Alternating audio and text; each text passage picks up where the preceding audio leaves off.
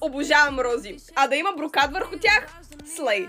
Цялото ми фурио е просто в тях, така че елате заедно с мен да вземем една розичка и да видим дали може да се направим сами вкъщи.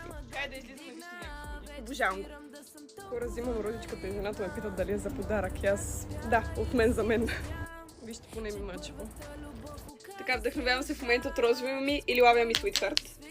И ще използвам лилав брокат за розовата роза. Много харесвам как миришат розите. При това тази вижте с каква уникална шарка я взех. И е на фона на Александрина Бюти. Само уникални неща виждаме в това видео.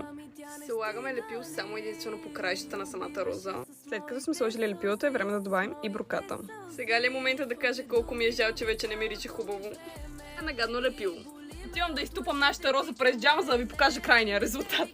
И ето го нашия финален крайен резултат. Просто е уникален. Цялата моя козметика може да намерите в сайта ми Алексчето и харесайте последните за още такива видеа.